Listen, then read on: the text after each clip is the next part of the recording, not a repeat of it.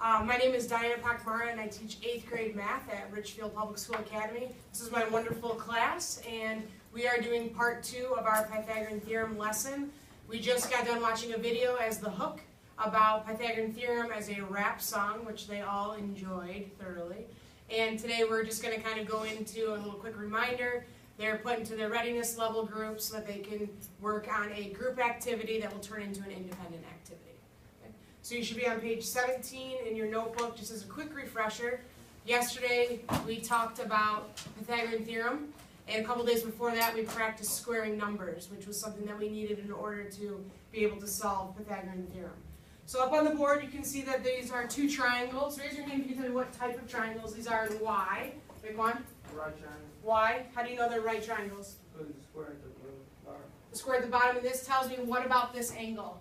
Yeah, 90 degrees. 90 degrees, okay? So automatically, just by looking at the picture, we're able to identify that these triangles are right triangles because of the square in the corner that tells them they're 90 degrees. Now, with Pythagorean Theorem, we have to label the sides of our triangle.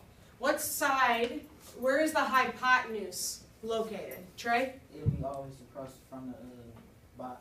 Across from the box, which is that right angle, right? So this right across from here is our hypotenuse. Okay, what are the other two sides of our triangle called then, Sadie? The legs, good. And if you remember from the video that we just watched, they helped us understand that these are the legs because the triangle at the right angle makes that L shape. Okay? Questions, comments, concerns so far? Thumbs up, thumbs down if you understand how we found these three sides. Okay, good. All right, so now they also tell us that we can label these, because in the formula it doesn't say anything about legs or hypotenuse. It gives us letters. So what letters, Maya, are associated with those three sides? A, B, C. And which ones go where? A goes on the left, or right here, on the side of the legs is at. Okay, so this is A. Then B goes where the other leg, Good. and then C goes where that one. Good. Question for you, someone besides Maya.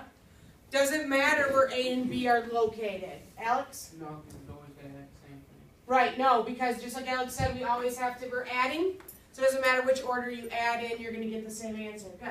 So now, from that triangle, who can remember what the formula is? What is the formula, Lejeune? A squared plus B squared plus C squared. Good. A squared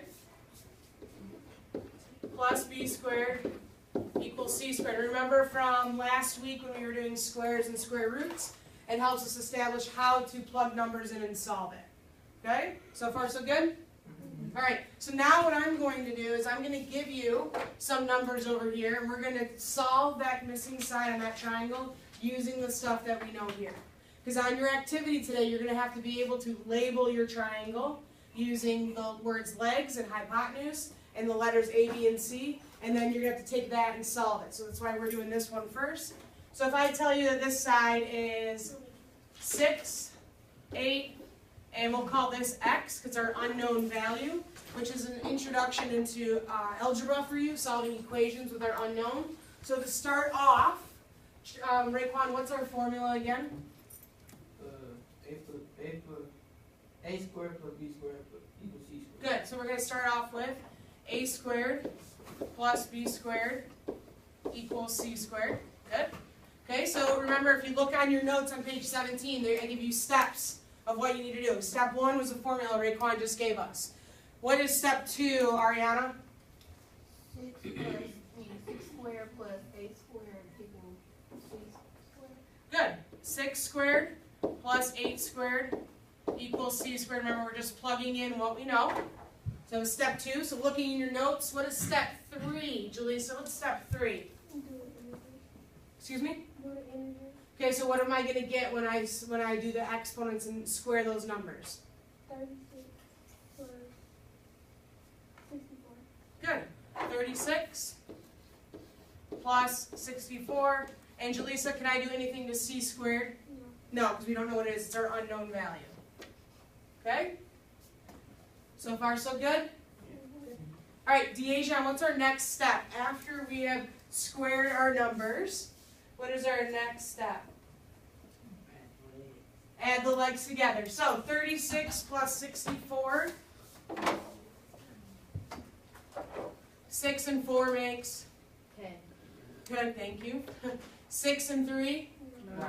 plus 1. 10. Okay, so I have 100 equals c squared, so I am done. Yes? No.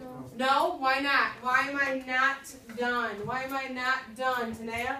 You have to find the square root of 100. Good, because are they looking, if we go back to our triangle up here, remember it's A, B, and C. It's not c squared. So we need to get c by itself. The way you undo a squaring of a number is to square root it. So I draw my square root symbol. Blank equals c. What is the square root of 100? What times itself will give me 100? Micaiah? 10. Very good. So c is 10. So on this triangle, we have a 6, 8, and 10. Okay? This is what you're going to be doing today in class. Your ultimate goal today in class with your worksheet is to be able to identify the parts of a right triangle, labeling them with their names and with the variables.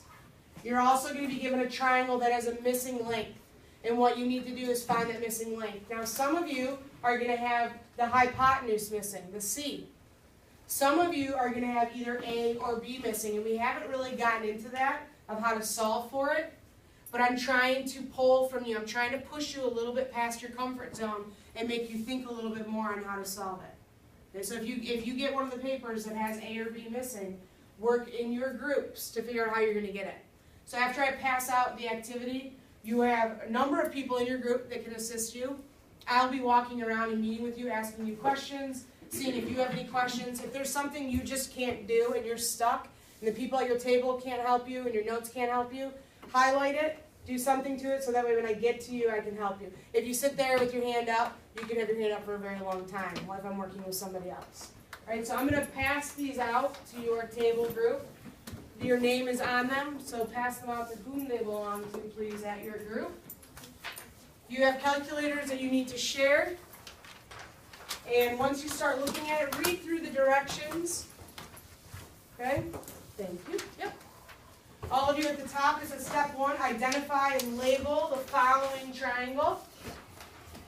So I gave you a word bank. Some of you have a word bank that has the names on there that you need to use. Some of you don't. Like I said, you have your notes on page 17. Step 2 is to, once you've labeled it with the words, step 2 is to label it with the numbers that I give you. I tell you what I want A to equal, I tell you what I want B to equal, and I tell you what I want C to equal. So you label it. I give you the formula. Some of you have an example of the formula as well, so you can relate back to that if you need to. And at the very bottom, step 4 is to try one on your own. Given the information that you have in front of you, can you solve for the missing side, which is our ultimate goal for everybody in the classroom. Okay? You will have an exit ticket that will be done. It's a 1-question ticket that you'll do on your way out to show me what of this stuff you have mastered. Where is your level of understanding for this? Champs, real quick, conversation level 1 or 2, you're working in your group. You're helping each other out. If you need help, ask your group first. If I'm not available, highlight, circle, put a big star, something next to the question that you have. And when I get a chance to come to your table, I will. Activities, you're working on the activity in front of you. Movement is as needed. Your pencil breaks, go sharpen it. You need to borrow a calculator, go borrow a calculator. And if you're participating, you're working with your group members to be able to solve these. Questions, comments, concerns? Okay, so get started, guys. I'll be around in just a minute.